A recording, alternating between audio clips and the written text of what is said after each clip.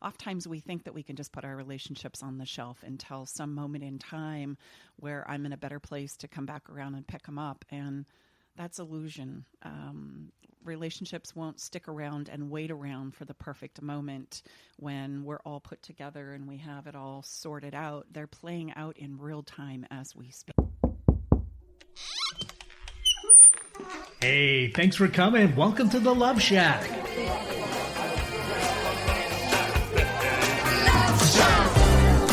Hey, welcome to the Love Shack. It's a little old place where we get together, explore fresh perspectives, eavesdrop on juicy conversations to discover the things that really matter. And we're going to have a little fun along the way. This is episode number 95.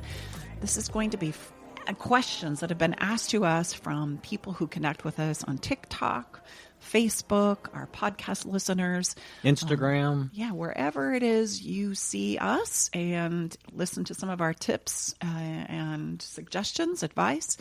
And these are questions that have come as a result of those. And so I honestly don't know what they are. Tom and I have no idea what's going to come at us here. We have our incredible daughter / producer / everything girl is what we call her. She's part of everything that we do here inside the Love Shack, as well as at stacybartley.com. And so, Brooke, you're going to hear her voice, and we're going to let her fire the questions at us, and we're going to answer them live. So, Brooke, okay, fire away. Let's do this. Okay, so we recently had a video go semi-viral on TikTok, and it created quite the conversation. The video was around whether or not it's possible to convince your partner that you want them to work on your relationship with you.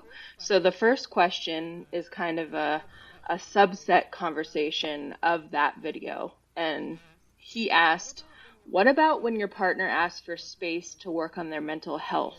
She has a lot going on behind the scenes, and she told me this. Mm-hmm. Well, that's an important piece. The answer to that question is, the reminder is, I care about you. This relationship is important to me. I want us to work on our relationship. And I want to just suggest you can do those two things simultaneously. She can have the space to work on her mental health because that's going to absolutely affect how she shows up in the relationship. But I also want to suggest that you could work on your relationship too. It's not an either or, because the relationship is also playing out in real time as well. That's kind of like saying, "Hey, I'm not gonna eat today. I'm gonna put that on hold while I focus on just doing my work." We know at some point in time, those two things are going to have to play out simultaneously and in real time. I can't put it off forever. It's something that I need to dance with simultaneously because it's part of life. And oftentimes we think that we can just put our relationships on the shelf until some moment in time where I'm in a better place to come back around and pick them up. And that's illusion. Relationships won't stick around and wait around for the perfect moment when we're all put together and we have it all sorted out. They're playing out in real time as we speak. And let me just ask, that's a great question, Brooke, from one of our viewers.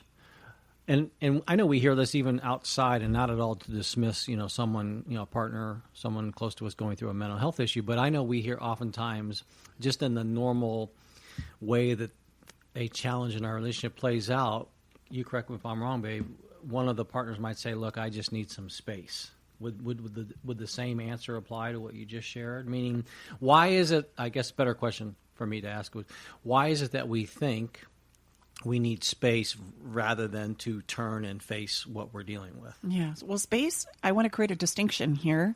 Space to take, a day or an hour or 20 minutes for sure is absolutely something that we want to encourage. And the reason why we want to take space is because we're honestly feeling emotionally overwhelmed. And it's the overwhelm, right, that starts to get the better of us. And so we know that we need to go time out. I can't take it anymore. I'm going to lose my mind. And it feels that way. And all of us as human beings can relate to how that feeling resides inside of us emotionally. I know that I'm going to rip somebody's face off, or I'm shutting down, closing off, etc.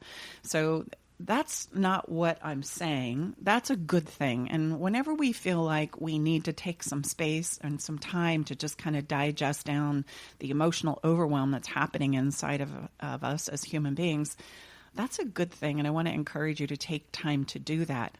It's just that it can't go on for days, weeks, and months without addressing the relationship. It's not going to wait. And again, back to my analogy of should I work or should I eat for the next month or the next year? I need to be able to do both. I need to be able to absolutely embrace both because both are playing out in real time. So, no, that makes a lot of sense. But certainly, I mean, last episode we did was with our wonderful Daniel C. from Australia and his awesome book, Space Maker. So space is important, but correct me if I'm wrong. We need to have ourselves have the ability to feel good. I mean, our well-being is important for us to work on our relationship, right? But yes, that doesn't necessarily mean it's going to take weeks and months for that to happen. So we need to show up feeling rested and recharged, right? So we can turn. I think there's actually another aspect to this question that we should address, because a couple other people tagged themselves in this post and said, oh my gosh, please tag me when you respond to this question because I want to know too. So it seems like it's happening to a lot of relationships. So as the person who is not struggling with their mental health, is there a certain thing you would encourage them to say to their partner to let them know, like, we can have both? You can work on your relationship and work on your mental health at the same time? Like, how can they communicate that without seeming like they're being controlling or convincing or trying, you know what I'm saying? Absolutely. Well, again, the key challenge here for us is the emotional overwhelm. And, as human beings, we're very, very limited when we get to the place of overwhelm. Then we don't show up so good, right? We're going to need some space. We're going to need to kind of digest some things down. And then, it's difficult for us to know when to step back in or how to support somebody who's struggling. So if you've got somebody who's in overwhelm and they're struggling with some kind of a mental health issue, or they're struggling with some kind of an addiction issue, something that's really, really challenging to the person themselves, what they really need is encouragement. They need to be reminded that you care about them, that the relationship matters to you, that they matter to you, because it's so easy for us as human beings to go to the place of, now look at me, the person who's struggling, I'm a mess, I'm falling apart, I'm dealing with my depression, my anxiety, my addiction, and what I probably need in that moment is just reassurance, even though you might be frustrated with me and tired and worn out and keeping the lights on and a roof over our heads, metaphorically and figuratively speaking. I need encouragement, and I need to know that you still want this. Those would be the two things I would say that would really help somebody continue to work on their mental health, to show up in the relationship as best they can while they're struggling with the overwhelm. And of course, get some help and support, because the person who's kind of holding up the fort needs to be reassured too.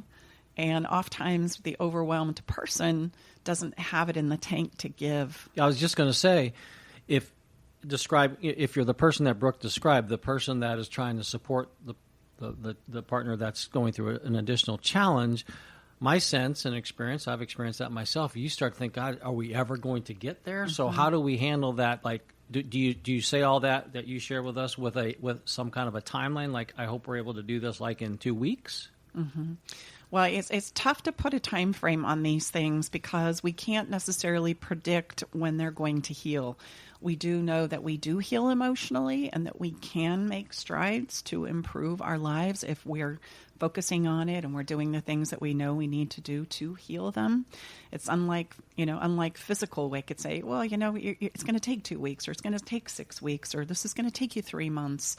Mental health is a lot more fluid, and it's so unique and impactful to us as human beings, right? That it might take me a day or two, and it might take somebody else a week or two, and it might take somebody else a month or two or a year or two, depending on how I'm supporting it and getting support and getting help and learning and growing, and depending on how many years I've spent in the overwhelm, right? So I guess the benchmark has to be an individual call, which, I can't give you any kind of a definitive timeline on that.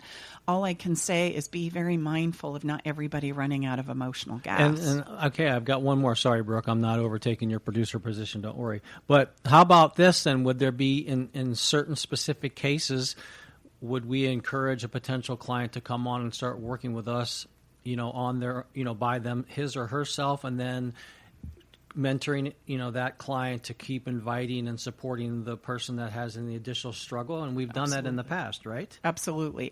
In fact, if they don't, everybody's probably going to, reach a place of being out of emotional gas. Okay. So that person who's holding up the fort absolutely needs to get some help and support and some mentorship to stay in the game, because it's exhausting to continuously, input and reassure and encourage and steer the ship without anything coming back into the emotional gas tank, right? We're going to run out of gas, and that's our biggest concern there, while the person is struggling with the mental, emotional aspects of that impact. And so, everybody needs to be reassured and kind of propped up, and there is no time limit. We continue to put in as best we can, but just be mindful. I can't emphasize that enough.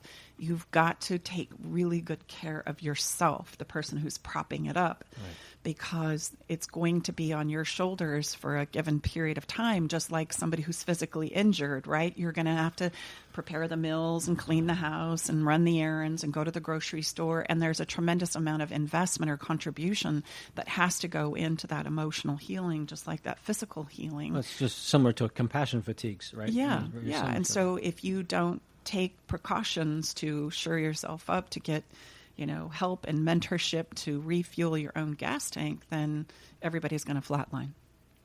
I hope that's helpful. I hope that I'm trying to think in real time, what are some other things that I could do to inspire the journey? I've been on both sides of this equation, where I've needed to give it for a long period of time, and I've also been on the receiver side, and both are challenging. Sometimes, your own deservability to receive the help, support, and encouragement that you need when you're a hot mess, you're depressed, you're anxiety-ridden.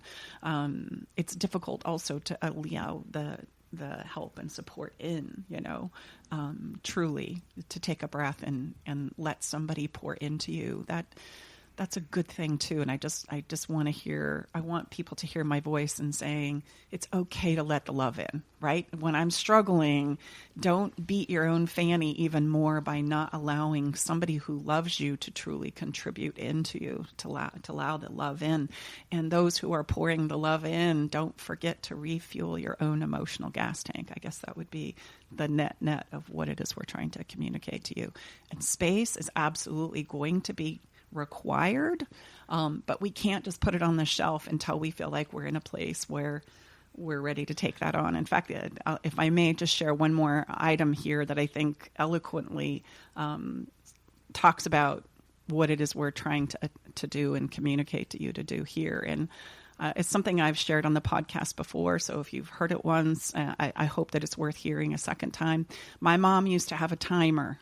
And when things would get really, really difficult emotionally, she would hear me out, the narrative, the story, and then she'd crank this timer. And this timer, whatever, sometimes it was 23 minutes, sometimes it was 32 minutes. And she'd crank that timer and in preparation of walking out of the room and say, okay, you throw a fit and you do whatever you got to do and stomp around and cry and wail to your heart's content. And then when that timer comes off, you're going to get back to living. you're going to get back to life because it's playing out in real time. And I would think to myself, obviously you don't understand how egregious this is, right? I am like suffering here. I am in a tremendous amount of pain. I've obviously not been very successful in communicating that to you because I deserve to be in bed or to be upset about this for, weeks or months. And it never would get me anywhere. And sure enough, that timer would go off and she was showing back up at my door saying, come on, let's go. We got dinner to cook and things to do. And we'd sit on the porch and share and talk or go for a walk or peel potatoes or, the myriad of things that still needed to be done during the living aspect of life. It wasn't that we stopped one to do the other for a long period of time. And that taught me that you want to play both sides of that. You have to play both sides of that. There's time to cry and grieve, but then not too long after that, there's time to get back into life. And it wasn't like a one and done. Sometimes things would crop back up and we just do the process again, right? It wasn't like you only had those 32 minutes to throw a fit. It was the practice of living life in real time, essentially to grieve and to get back to life and to grieve and to get back to life. And I think that's really important for us to understand. We've got to get better at being able to find balance with those two things that are playing out in real time, especially when we're going through a difficult time. So. Okay. I think that's a good answer. And also I just wanted to add that when you're going through a mental health challenge, which I've gone through my fair share of, it does seem like maybe the best option is to ask for space so that you can give your partner a break from your anxiety or your anything that you think is too much. But a lot of times your partner just wants to help you. And so it's counterintuitive to ask for space because then you're going to be all alone, and that's the last thing you need when you're feeling that way. You need people there to support you and help you through it. Well, I think many times, all of us, me included, we ask for space really because we're not sure how to navigate, and we don't want to burden, like you shared, Brooke. We don't want to, we feel like we're being too much trouble for the people that are close to us. So it's kind of an escape clause, right? Said gracefully. Yeah. Well, and Brooke, I'm so glad you brought this up. If you really wanted to let the love in, get specific about what it is you need, because don't forget that there's a person over there that loves you and has no idea what to do for you or how to support you. And if I've never experienced depression or anxiety or some of these things that can really flatline us, I have no clue what to do. And just think about that helpless feeling when you're standing by and somebody you love is struggling and you feel helpless. So the greatest gift you could give to allow the love in is to tell them exactly what it is you would need. Yeah, I would just for love sharing and this support. on a call. Like we can get so good at supporting each other. Many times, Stace, you have said, I'll share it, babe. I'm having a tough time, and she says, "What do you need to hear from me right now?" Well, there's a classic example. Like, okay, I need you to, and people say, can it really be that specific? Absolutely. The more specific, the better. 100%. So, like you, Brooke, here's what I need to, from your fiance. I mean, that's the most powerful thing we can do as a couple, and it seems. I'm always, wonderfully surprised when our clients respond like, really? I can do that? Well, yeah. Well, and I also think when we don't do that, that's where the fighting happens, because then our partner is just scrambling and then they're doing the wrong thing over and over again. And then we're getting mad at them because they're not giving us what we need, but we don't even know what we need. And that's where Jack will say something like, calm down. Jack is my fiance, which to an anxious person, oh man, I wish I would have thought of that.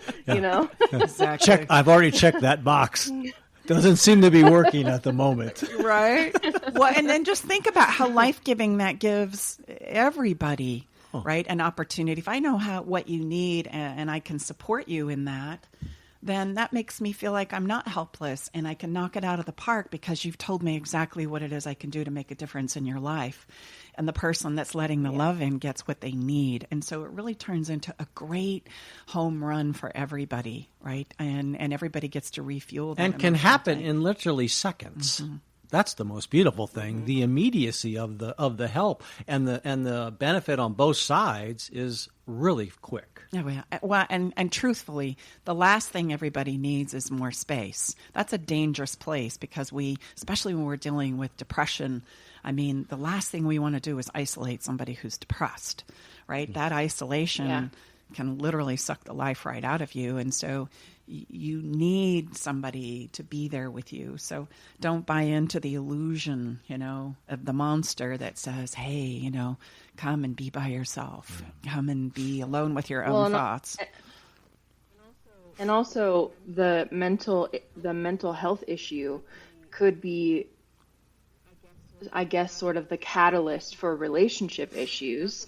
Not that it's the fault of the person dealing with mental health problems, but just because of there's a lack of communication trying to help each other, you know what I'm saying? So working on the mental health issue together could also improve the relationship. Yes. Well, it's the classic, where does one begin and the other one, where does one end and the other one start? There's a tremendous amount of overlap there for sure. And I get why the person who is struggling would say, I need space. But yes, just like what you said, Mom, too, that's a dangerous path, because then you could say, okay, I'm doing the right thing. I asked for space. I'm giving my partner a break from me because I'm too much, or whatever your thought process is. And then you both become comfortable in that. And it's just a dangerous road to go down, I think. Absolutely. Well, and nobody is getting their needs met. Now you're isolated trying to meet your own emotional needs, when really what everybody needs is that reassurance, right? That's why I always say, Tom, what do you need to hear from me? Because it's usually words of reassurance we're longing for.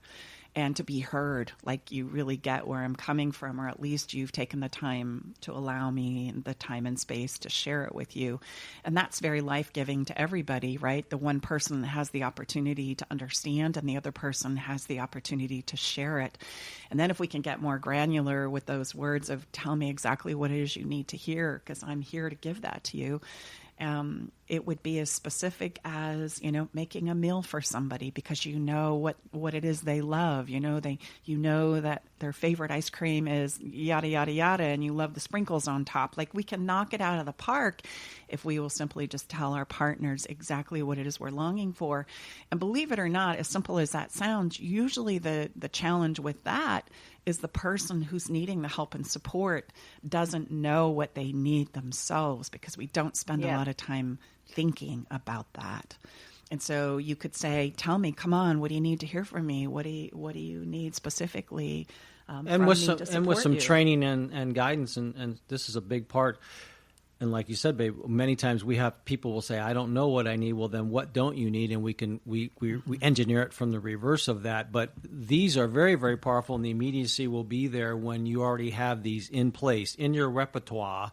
And so now I know when Stacy, I can tell she's struggling. I already know. She's already shared with me what she needs, whether that's a physical gesture, or something verbally said. You can have these already in your toolbox, and then you want to talk about immediate, it's immediate. Well, as we like to say, it's like having some remedies when you're emotionally struggling that work and that you can turn to, just like we turn to remedies physically, right? If I cut my finger, I know what to do. I've been taught. I know an effective remedy for that.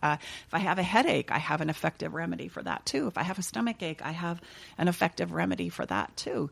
And unfortunately, with our emotional pain and our emotional struggles, we don't have remedies. And so we tend to panic, and then we tend to pull away or, push ourselves out. And then we struggle with, what is the remedy for this emotion that I have, for this pain? And our filing cabinets are empty. And the more that you have this built, these additional tools in your toolbox built, and you use them, and you're very comfortable, and there's a lot of leverage between you and your husband, you and your wife, you and your significant other, then you can be good even on the fly. On Saturday, I decided to have my fingers on my car door and not take my fingers off the car door when I shut the car door. Brooke, you haven't even heard about this, and it was really painful. It was like hurt unbelievably. There was blood coming out of my 2 fingertips. And I was a hot mess. It was hot here in Northern California, and came in the house literally about ready to faint. So Stacy and I Tom kind of doesn't do well with blood. Yeah, and I don't. And I wasn't sure exactly like what the heck just happened to me. Again, this is all happening in nanoseconds. And so Stacy went into just her own ability to zig and zag with our years of history together. Said, "Why don't you lay down and, let me give you a towel," and then said, "I think I need to make you a nice drink with some tequila in it," and it worked magically. I was, I had to move our coon dog Jiggy over so he'd give me some room because I was close to passing out, and a nice cold tequila gimlet with some love worked wonders, and in about 30 minutes I got back to, but that was one on the fly, but for real, because we have this history together, I didn't really know what to do. But as soon as I walked in, it was very different than how I typically walk in, and Stacy just went into action. Yeah. Well, and we don't realize that it, just as we described, taking care of the physical elements, we absolutely can build a repertoire with some thought and some consideration and ability to share it, so that just like that, we can go into our remedies when we're emotionally struggling too. And then everybody feels reassured and confident about their ability to act and respond to emotional struggles as well as those physical ones. It's important. It's really important. And it's really kind of a brand new thought process, an idea that we absolutely can and must develop emotional remedies for the pain that we feel.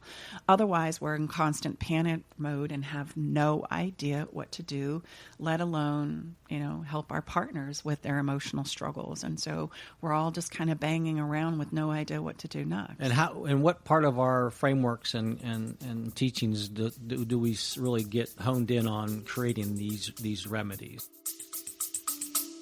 Stay with us. We'll be right back. Navigating the silent, complex moments of separation or your partner's need for space can feel like walking through a maze without a map. If this sounds familiar, know that you are not alone. This journey, filled with uncertainties and introspection, requires a gentle, understanding guide. Hey, I'm Brooke from Love Shack Live. We see you, and more importantly, we get it. That's why we created the Separation Support Bundle, a collection of resources designed to not just guide you through separation, but to offer comfort and clarity during these times. Our separation guide offers insights and support to help make sense of your emotions and the process of separation. And for those moments when words escape you, our guide on 10 texts to send when navigating space provides thoughtful prompts to help communicate with compassion, plus a soothing separation meditation to help ease the overwhelming moments. Because sometimes all we need is a starting point, or a way to start feeling okay again. Remember, you don't have to journey through these complexities of separation alone. Our Separation Support Bundle is here to accompany you, guiding you towards healing, understanding, and most importantly, the renewed sense of self.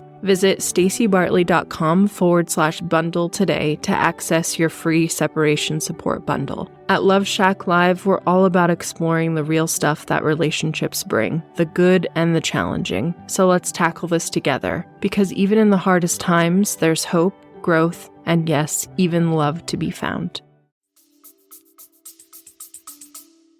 Yeah, well, it's a huge part of emotional weightlifting, which is a foundational pillar. It's a pillar within our work. There's 6 pillars that we absolutely encourage our clients to go through and embrace as part of our curriculum. And emotional weightlifting would be pillar number 2. And it's where we begin the understanding of ourselves emotionally and what does ease those kinds of emotional pains for us. And then we do an exploration of teaching those to our partner. And then we have to gain the ability to emotionally regulate ourselves as well, so that we can absolutely step in and get the help and support that we need, instead of just rip somebody's face off or collapse and go missing. Those are our 2 survival modes emotionally when we don't know what else to do as human beings. They buy us time. Survival mode, that's what it's good for. It buys us time to turn around and figure it out, but it does not solve the problems and the challenges that we face in our relationships and with inside of ourselves. It simply just buys us time, and we get to do another round, and we continue to act the same round out again and again and again as things begin to build and escalate over time.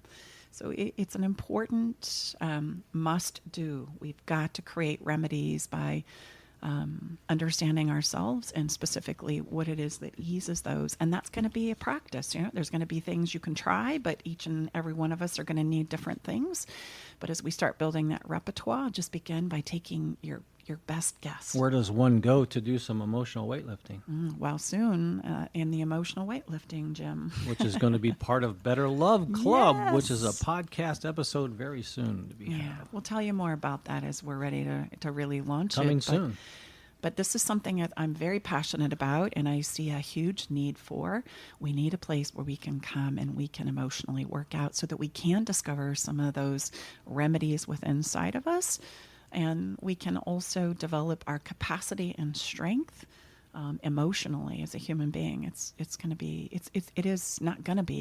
very important. It's critical to our emotional and mental success, as well as the success in our relationships. So I think we're ready for a new question. I think we've kind of vetted that one out, right? Any other thoughts, team? Yeah. Nope. I think that's it. Okay, so the next one was this woman posted a version of Twice on part 1 and part 2 of this video series, which the first one you kind of talk about what not to do when you're wanting your partner to work on your relationship with you, and you talked about beating the other person down. You brought that up in that clip that I posted. And so her question is, how do I get the other person to stop beating me down?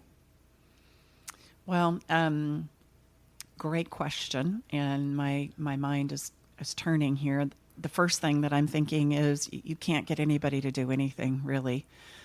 You're going to have to advocate for yourself. You're going to have to say, I'm not listening to this anymore.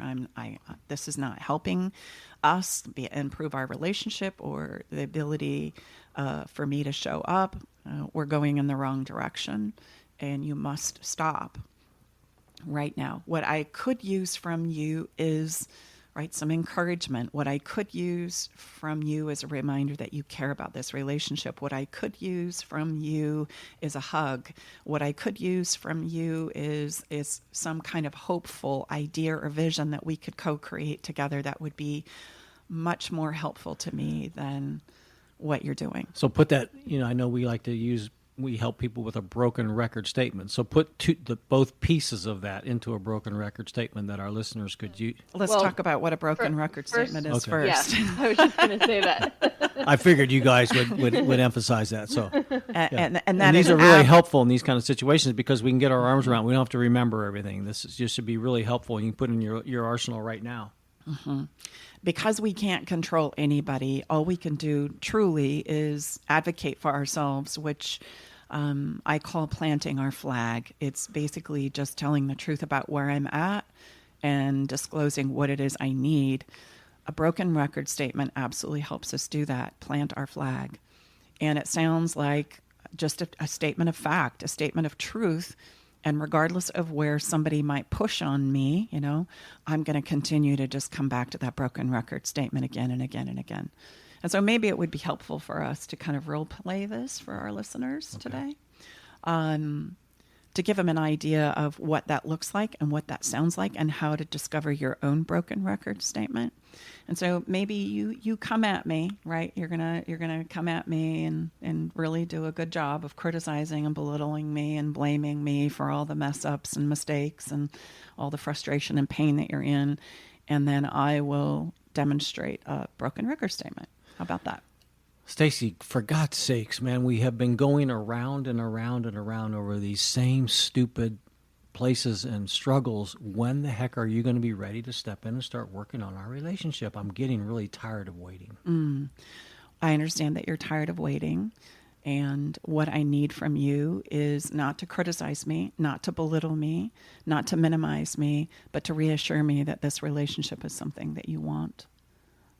Can you do that? Yes. That was too easy. You need to... Okay.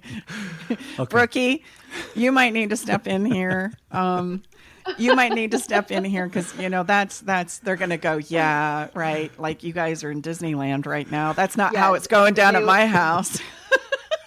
I think what they would really say is something like, well, I can't stop criticizing you because I've been waiting you're so still doing dang these long. things. Yeah, no, I'm just yeah. Yeah, No, so yeah, I mean, no, okay, yes, it is important to me, or I wouldn't be going through all this trouble and trials and tribulations of waiting. How was that? And also something like, well, if I stop criticizing you, are you going to keep doing Yeah. it? You know, Yeah. like if I don't criticize you, then how are you going to notice not do it Okay, anymore? so now back to your broken record. So my broken record statement is this: criticizing me is not going to work. Criticizing me only makes me feel worse. What I need from you is some reassurance you love me and that you do, right, value me in this relationship.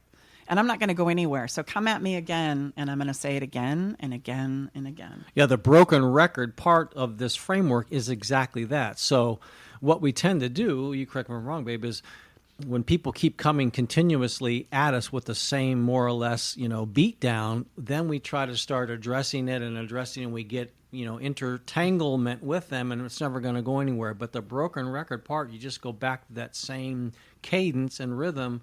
And you know what? It's magical. Over a certain period of time, and it's most often sooner than later, that conversation will suspend itself. Yeah, so I feel like we need to kind of maybe push the redo button and make this as clear and concise as we possibly can. Because this is important. It can be really helpful. Yeah, and you don't have it in you anymore to be manipulative and confrontive. Me? So you're not a very good. I'm not a good test subject. You're not a good test subject. All right, Brooke's Brookie. going to have to help. All right, Brooke, thanks. Sorry. I'm just so dang in love with this woman, I can't help myself. Oh. We've had too many years of practicing better ways of doing it. That's all, Yeah, right? no, we believe me, ladies and gentlemen, so we it's drink our hard own for us coffee, and it's not all unicorns and rainbows. We do have a wonderful relationship, but yeah, we practice this stuff thousands and thousands of hours, so we're very ninja at cleaning it up really, really quick so we can get to the really good stuff. Mm-hmm. So, yeah, sorry. I will step out now, ladies and gentlemen, and defer to our wonderful daughter, Brooke, because she's a little meaner than I am. No, it's because I've had a relationship like this before, so I know what it feels like. Okay. So I would say something like, okay, are you ever going to fix these things? You just keep messing them up over and over and over again, and I'm so tired of waiting for you to change. Mm-hmm. And I can appreciate that. And what I need you to understand is that if you're going to criticize me, it's not going to work. So what I need from you instead is some reassurance. Can you give that to me? But if I stop criticizing you and telling you where you're messing up, how are you going to know when to stop? Mm-hmm. So again, criticizing me is not going to work. It's just going to spiral me and make me feel worse about myself. So what I need is some reassurance that you want to work on this relationship. Will you do that? Yeah, I want to work on it, but I also want you to tell me that you're going to stop doing these things. Well, I can't right now. But again, criticizing me is not going to work. It's not going to help us. It's not going to help me. And what I really need is for you to reassure me that this is something you want to work on. Okay. Yeah. I can do that. Thank you. And I want to work on our relationship. And I want to work on our relationship. Yeah, me too. And so as we demonstrated, it's a statement of truth that you just keep going back to. And what's going to happen when you use this in real time is the person that's trying to knock you over is going to come at you, what I like to say metaphorically, planes, trains, and automobiles. Like they're creating these ideas about how to knock you off your kilter here. They're not going to want to hear that. And so it's going to take probably 3 or 4 rounds for you to realize, okay, I'm not going anywhere. And I would just... I'm not going to argue with you. I'm not going to fight with you. You can say all kinds of things, but I'm planting my flag, and this is where I'm going to. And I would add that it's as important for when, you demonstrated, babe, that you're doing it in a way, you're planting your flag, but you're also not being, argumentative and, being... you're delivering it in a strong, respectful manner. Is that fair enough to say? Mm-hmm. So, and that's a very careful line to walk and takes practice because we're going to be triggered when we're delivering this. It's going to trigger the heck out of us. So that's where you need to do the emotional reps in the Better Love Club. Coming soon, ladies and gentlemen, coming soon. Seriously, because it's not going to be as... Your ability to deliver it like Stacy did is not going to be right out of the gate. I'm just going to be honest. I'm not even that smooth out of the gate. It takes practice, but with practice, that's why so many people will ask Stacy, how did you say that again? Brooke, how many times do we hear that in customer support? I wish I had Stacy in my ear. Well, you can have Stacy in your ear. Or they'll send a text or a message and say, "Hey, can you tell me how you said that again so I can?" And they'll write it down with a pen and paper. Right. So this is how these aren't fancy words as you just heard, but it's the sequence of them and the delivery, how it's delivered matters unbelievably, and that's done through lots of practice. Let me give you a couple that are coming up that you could maybe try out in your own situation. There's a please don't criticize me. This isn't helping. Okay. Right? That's a great broken record statement. And Which that's could all be I'm going to applied say. to a lot of different situations. Please don't criticize me. This is not helping. Right? Well, if you just pull it together, if you would just, do this and this and this and this. And I'm going to go, please don't criticize me. That's not helping. That's my broken record statement. By the way, I feel like I need to explain why we call it a broken record statement. It's just dawning on me that maybe some of the young people out there don't remember, right? Oh, good point. Like, why in the heck are you calling it a broken record statement? You're That's right. so what weird. What the heck is a record? No, because our audience is getting younger, and we love to have our younger clients. You guys just sound like grandma and grandpa I know. Trying to make It sure. was just dawning on me as we were talking about a broken record statement. I'm like, oh man, people are going to wonder, what the heck are you calling it again? Back in the day when Way back in 42. you would get a record, and every That's now and something again, that's the vinyl tracks- that you would put on like this circular thing that had a little Honey, needle. I think I know what a record well, I'm is. just making sure. All right. Also, I'd like you to know that most of our audience is familiar with a CD skipping. Okay. So it's the All same right. thing. There we go. All right. Good job. Well, except for on a record, the CD would skip, but on a record, it would just play the same track over and over and over again. It get right? like a little deeper groove, right? Yeah. And so you'd have to You push it a little bit. Yeah, you you just, just or hit the side of the record player. You would, or you'd put like pennies on top of the needle so that it was a little more weighted and it would follow the tracks a little better. Hence repeatable statement. Yeah, repeatable song. Statement. So broken record statement. What's another one? I'm not in a place right now where I'm willing to argue with you about this. Right? Let's give this a break and come back to it another time.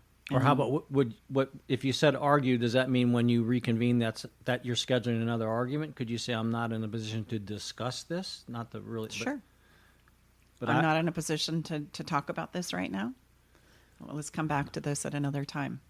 And then but pick a day and time. Don't just leave it open. Yeah, well, you're talking about another skill, but okay, yes, sorry. Yes, you are. That is absolutely how we want to teach you to create space. It's not about putting it in the closet or throwing it under the rug.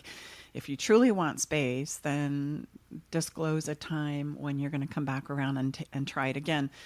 But honestly, we need even skills before we can do that, because there's no brake pedal in the emotional regulation of our relationships.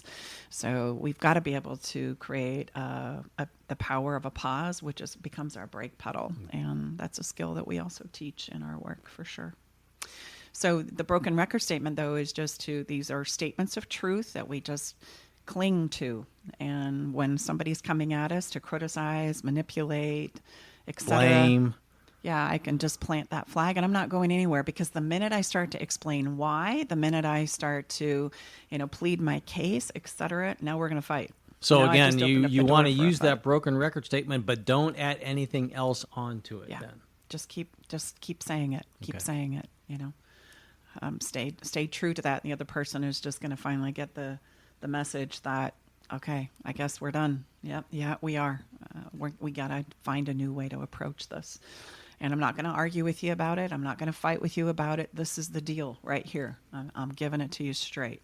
And it's a statement of truth that I go back to again and again and again. It's empowering for the person saying it, right? And it's also very helpful to not find yourself in an escalated position of fighting yet again. Same old round, same old conversation, right? That's very emotionally depleting. And so we want to avoid those if at all possible. Hope that's helpful. Yes, it is. All right, the next one, we created also a kind of a viral conversation around rebuilding trust. Is it possible to rebuild trust after it's been broken? And we answered this question in the comments, but I thought it would be powerful for people to hear it as well. How many betrayals before it's time to call it a wrap? So each of us are going to have a different amount of emotional investment that we have available to us. And it's important that when I feel like I'm running out of gas and this continues to be a problem and we're not making any progress with it, it's on each of us to determine what that time frame is for ourselves. And it's going to be different for every one of us because we all have different levels of emotional gas in our gas tank. And we're also going to have different levels of a willingness to continue to try. You know, as we say to couples who are trying to repair their relationship, they'll always say, how many rounds should I give it? And I would say as many as you want to take. Right? There is no shame in saying, gosh, we've done this 4 times or 10 times. If I truly want to go another round, every round is going to teach us something about ourselves at the very minimum. And it has the potential to change your relationship.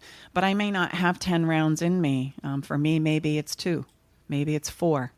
I can go several rounds and decide that I've given it all I'm willing to invest, right? And I can't do anymore.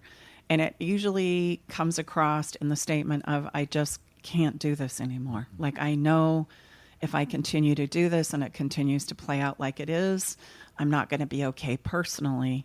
And that's how we start to distinguish breakthrough in our relationships versus breakdown. And the only meter any of us have is the one emotionally inside of ourselves.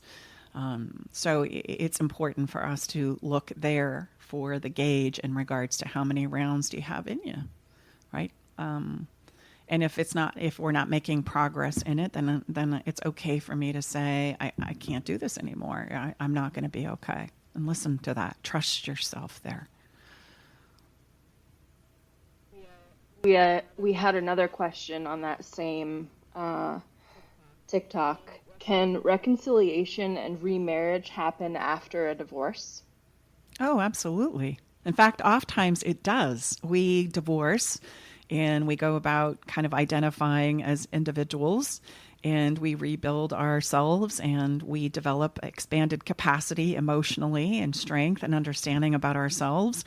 And it happens more often than you would think. We find ourselves rekindling again, dating, going through the process again. But I just want to impress upon you, even though it's still the same 2 people, those 2 people are in very different places emotionally.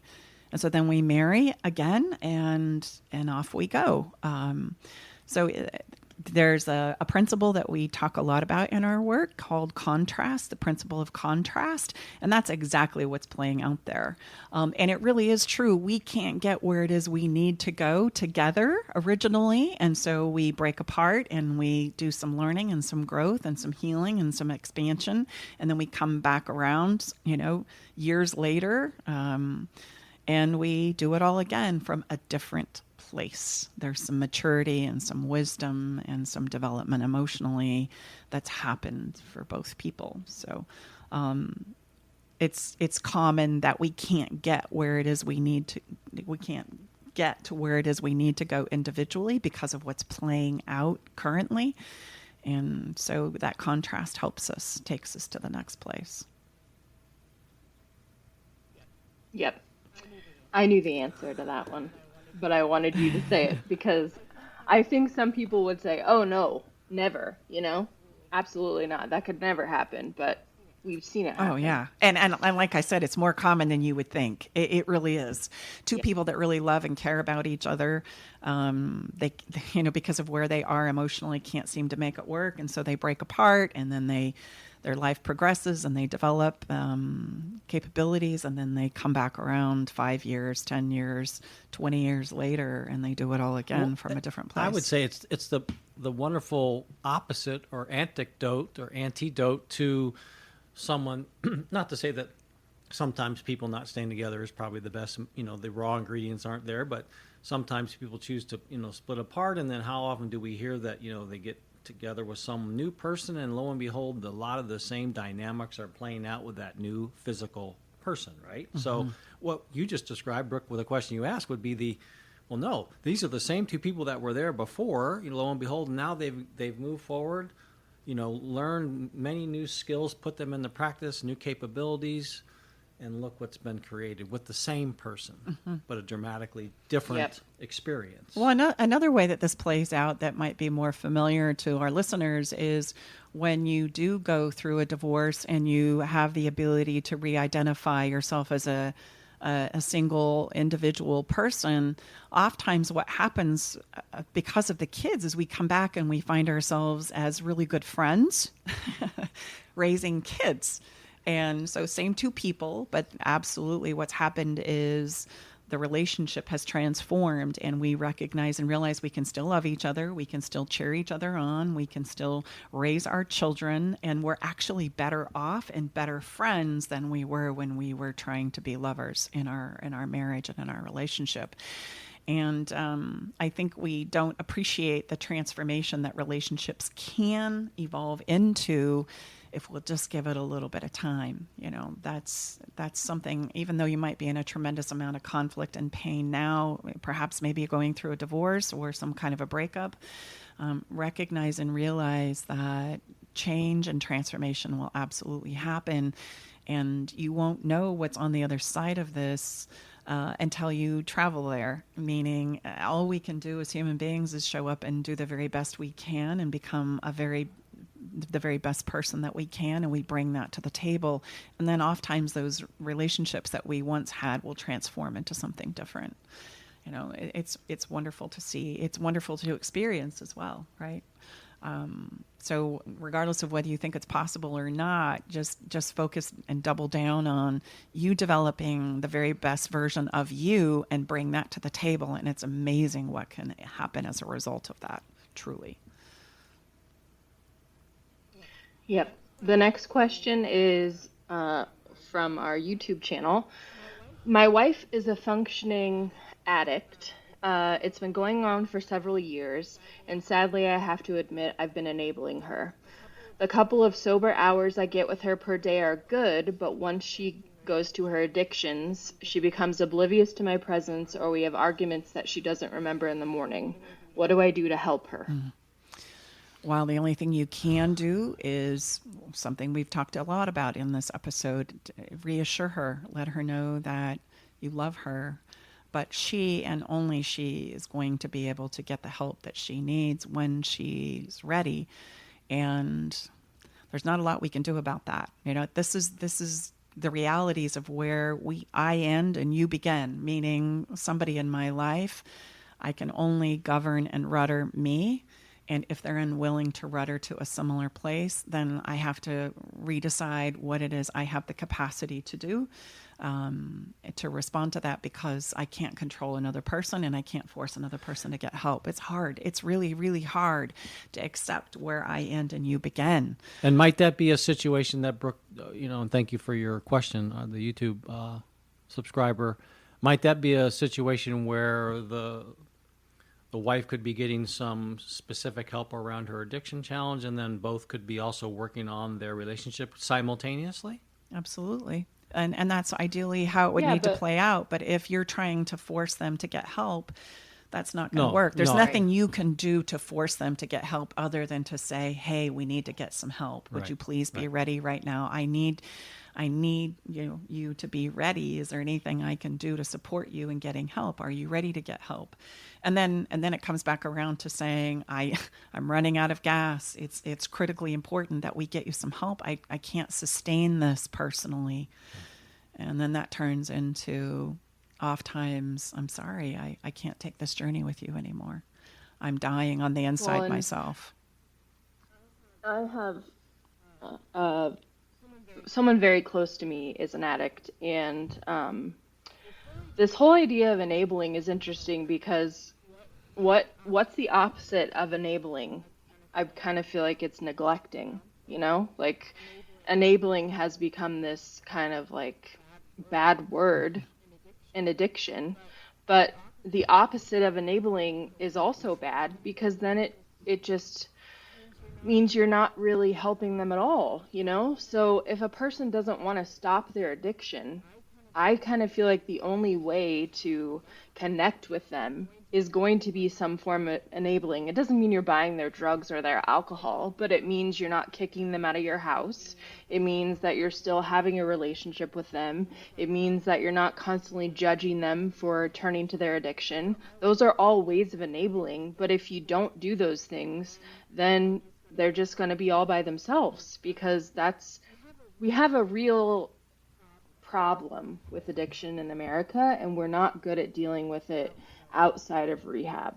So, it's a really hard situation because I'm very familiar with that conversation, and I know you guys both are too.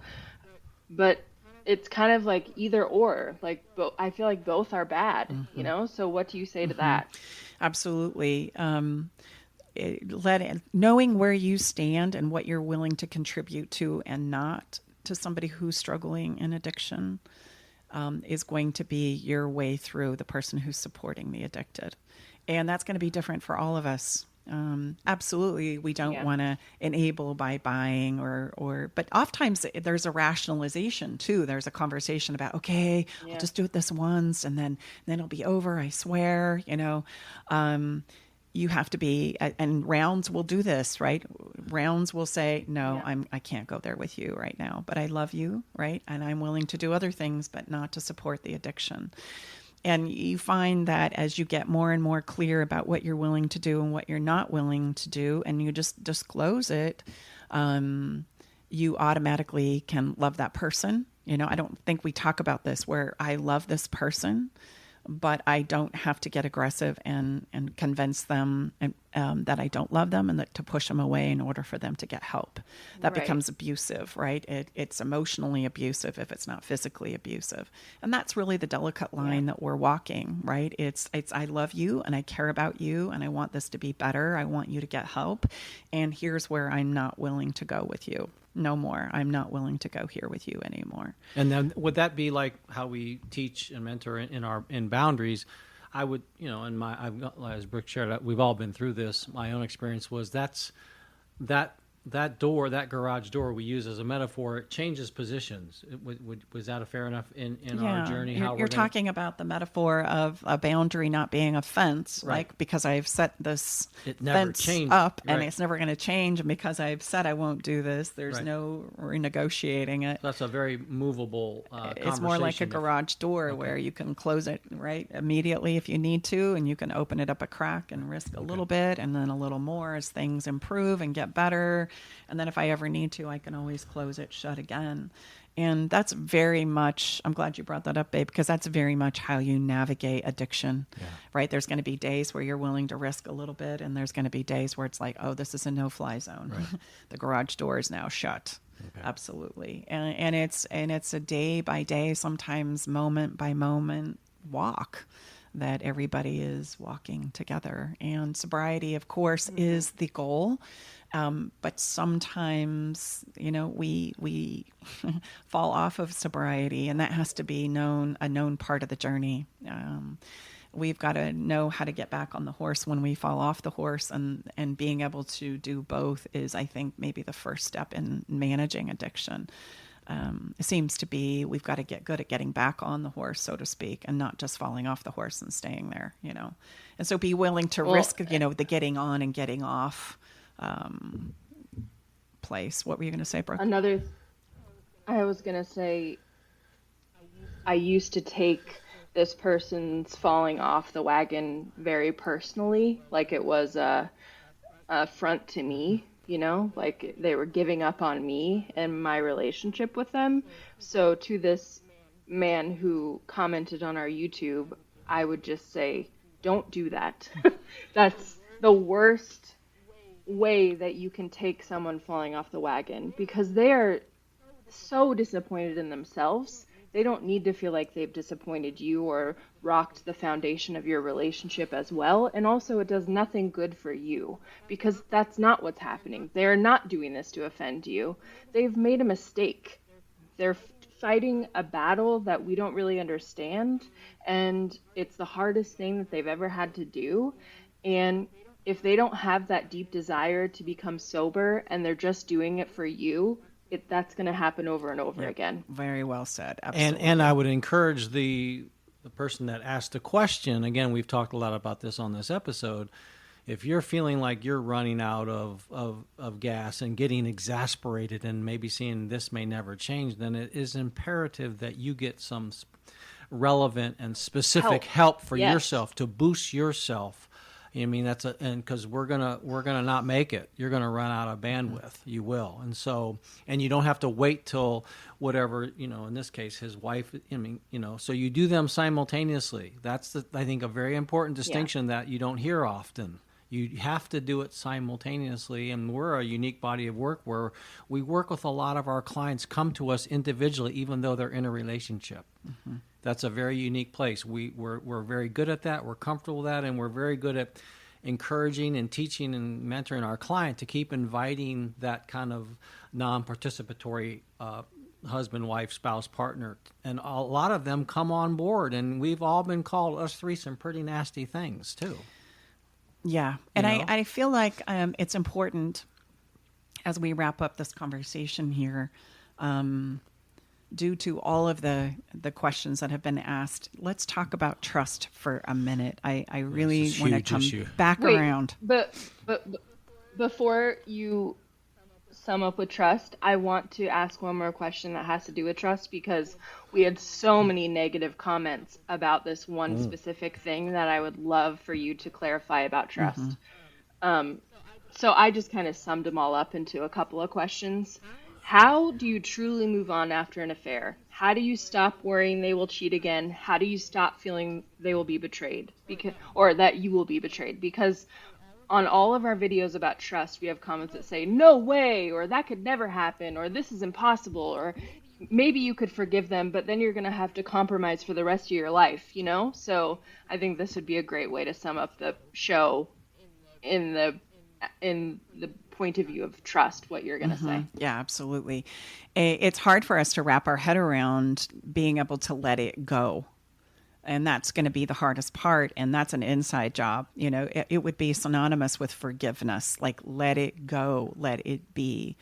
And we have this interesting way of thinking that if I hang on to the egregious betrayal that's happened as a result of an affair, right, that somehow it's going to keep it from happening again. It's kind of like carrying a little piece of it around in our back pocket. And we want to remember and remember and remember so that it never happens again.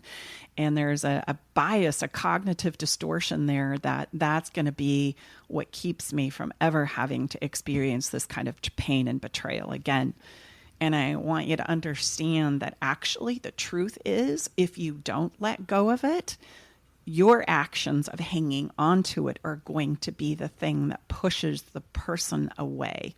Meaning I show up as good as I feel in my relationship. And if I'm always accusing you of doing it and doing it again and having you jump through hoop after hoop after hoop after hoop to feel good about moving on with you, then yes, please end the relationship, because you're not showing up in a way where you can allow true healing and forgiveness to take place. You're constantly accusing, you're always suspicious, right? And the person on the other side is like, I swear, I'm not. I don't know what else to do. And those are the things that drive the relationship to fall apart, I guess is what I'm saying. But yes, I get that. And I know our listeners get that. But how do you do that? Like, that just seems like, it sounds wonderful how you're saying it, but it just seems impossible. Mm-hmm. How do they, as a person who would be called the victim of an affair, how the heck do I let that go? How do I let that go? And how do I stop bringing it up to punish them? And how do I, Are you just saying that, or is that really possible? Absolutely. Well, I'm actually thinking of a client, and her husband had an affair, and they were trying to put it back together, and she had to do a lot of work on her own thinking because naturally her mind would travel back to the affair, and then she wanted to know more and more juicy details, which would just really mess with her. And by the way, knowing more details is not the answer about the affair, because it just creates more and more images in your mind that become more and more difficult to let go of. So it's, the affair has happened. Get the basics of what it is you need to know, but only to the degree of, why did you feel like you needed to do that in our relationship? That seems to be the question that never gets asked. Like, help me understand why you reached for this instead of coming to me, because that starts to highlight the problem in the relationship overall. And that's the part that needs to be fixed and worked on. Because if I don't feel like I can come and get my emotional needs met from you, this is what drives affairs, as I'm trying to get them met outside of the relationship because I've made it up they're not available here. So there's a huge conversation that just never happens there. And we think that them complying with us checking their phones or putting a tracker on their cars or checking their social media accounts and all their texts is going to be the thing that's going to ensure that we're going in a good direction. And I'm going to propose to you, no, that is actually going to make you mentally and emotionally crazy. Everybody's going to get more emotionally and mentally broken down. I have another question then. So when, let's say in this situation, the wife had the affair, okay? So the wife goes to the husband and says, I had an affair because I didn't feel that I could, have these emotional conversations with you that I've really been wanting to have because you always poo-poo me. So I had them with somebody else, and then that turned into a sexual relationship. How does the husband accept some of the blame? I feel like this is a real sticking point where people get stuck, is that the person who had the affair is the only person who did something bad. The person who is the so-called victim of the affair did nothing bad, when we all know that's not true. How does the person who was the victim of the affair accept some of the blame? How do they get over that hump? Because that was in our comments as well. That only one person made the mistake, so the other person doesn't, How do you deal with that in your mind? Well, great question, by the way. It is a really great question. And you're right. This is the sticking point. Couples that make it through an affair are willing to look at themselves. And if they're not, both of the partners. Yeah. If they're not, if both people aren't willing to do a deep dive evaluation of themselves and how it is we've created this experience in our relationship, it's not going to work. It's just absolutely not going to work. If you're approaching this as though you're coming from a place of victimhood, you're not going to be willing to look at yourself. And I am thinking of one in particular couple who came to my office. So let's just play this out for a minute, if I may. I'm going to tell you a bit of a story. I think this is really important to see. See what I see, and then you'll start to understand why we're saying what we're saying. So a husband and a wife come in. Okay. And she says, he never talks. He'll never tell me how he feels. I've tried and tried and tried. And so I'm going to be surprised if he says anything. And I'm saying, well, okay, let's just kind of change the trajectory here. Let's give him an opportunity to advocate for himself. No, he won't. And she kept shutting the conversation down. And finally I said, okay, I'm going to ask you to please just listen. And I'm going to set a timer. And I don't want you to say another word until I say it's your turn. And she said, okay.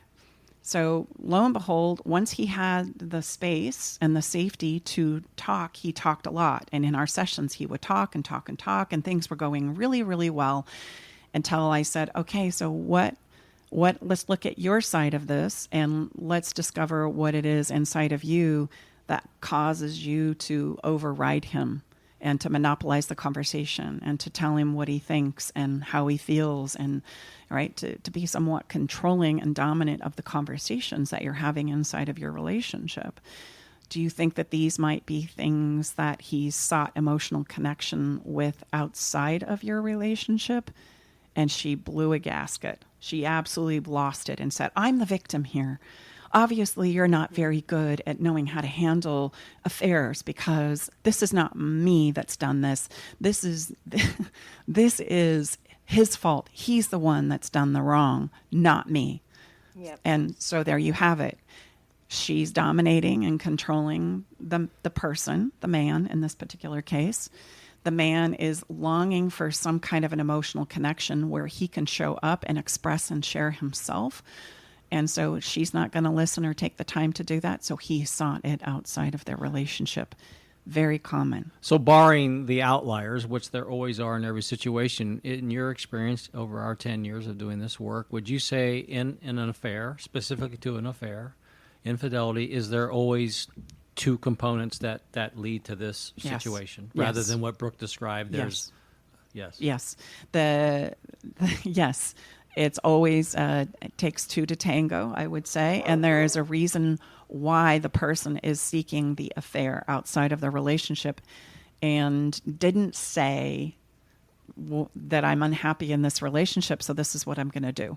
That's there's a reason why I play it out like that. And affairs honestly happen more accidentally than you would think, right? And this is why, secretaries and people that I work with are such a common form, because I'm developing those relationships right at work. I spend a lot of time there, and all of a sudden, somebody kisses me and I'm like, whoa, okay, I'm not getting this at home. Right. And then off we go. So, they happen a lot more innocently than you would think. And it usually is a result of having some kind of an emotional unmet need happening in the relationship. So what is that? How is everybody showing up to such a degree that the emotional needs are not being met in the relationship? And what were you going to say, Brooke? But also, I want people to know that we're not making excuses for it. No. No one should say, okay, I have a sucky marriage, so I'm going to have an affair. Right. You should. That's not what we're saying. No, what you should say is, I'm going to have an affair, and I'm going to have it with you, your partner. And so how you create that'd be a great podcast for next episode. But it's getting, you have to understand there's some things that are not happening within you and your husband, wife, significant other. And we always say, look, you can choose to not look at that, avoid it, hope it doesn't happen, but our needs are going to get met. Absolutely, I could not agree with you more, Brooke. Great point. We are not saying that and advocating that, but what we are saying is like Brooke's question: how does one get over that? How do you do what outside of logic? It's easy enough to hear Stacy's answer, but the answer is being willing to look at ourselves. Where might have I also contributed to the situation that caused this outcome, right? That's a much different conversation. Yes. Because looking at it that way and accepting some of that blame is the way to heal.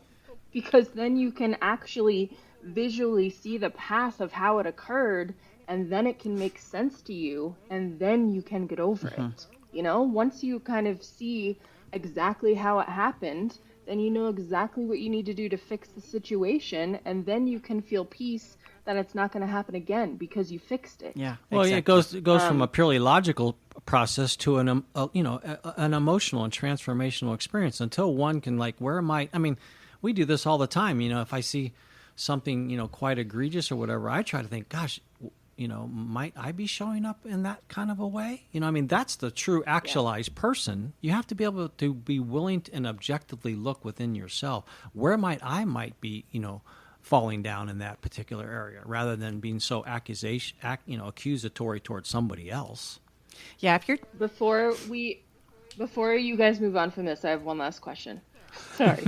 If the person, say a person listening to this recognizes, oh wow, I am clearly not meeting one of my spouse's needs, and I don't want them to go have an affair because of it. You know, they see that situation, so they go and have that conversation with their spouse, but there's it goes bad, or they don't agree to fix that one problem.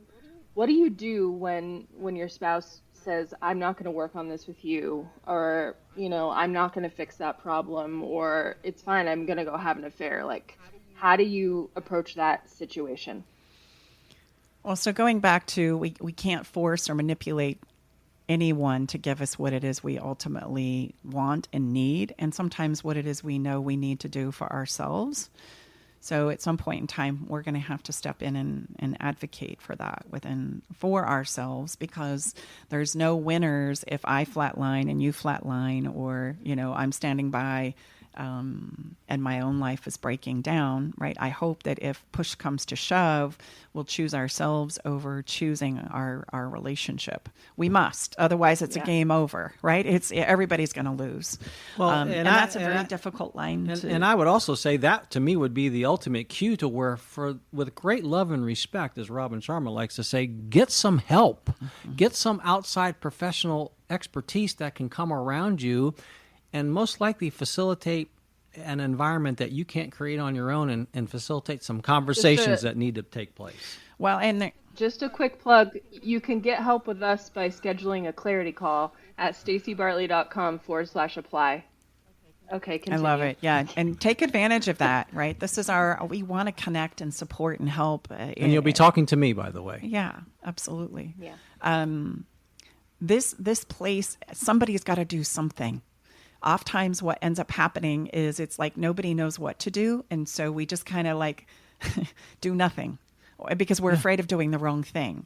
And that is going to be a sure place expedited to breakdown. Like, it's not going to go well, because action absolutely needs to be taken. Somebody do something, even if it's the wrong thing. At least that is going to show us what didn't work, so we could take another stab at doing something else that might work and see it through. But doing nothing is just simply going to continue the outplay of what is not working. And this affair conversation, I want to impress upon you as human beings, when we don't feel good or happy in a relationship, there's a difference between going through challenges and difficulty and still feeling connected emotionally to my person, and knowing that the connection is lost and now we're just going through the logistics and motions of living. But the emotional place that we felt connected at one point in time is gone. And we must face that reality, because the outplay is going to be getting that emotional need met somewhere else. And it's very human of us to start imagining other people playing those roles, because relationship is so much a part of who we are in our species. We love to feel connected. We love to feel wanted. We love to feel caressed and important and valued, at least to someone. And so we don't focus on the emotional component of our married life or our partnered or committed life as much as we need to. We focus on getting the logistics taken care of. And more times than not, our relationships turn into just that. Handling the logistics. You're paying the bills, right? Yep. You're going to drop the kids off, right? Oh, you got to get to soccer. Oh, yeah. Did you get the family vacation planned? Yep. But the emotional connection is atrophying.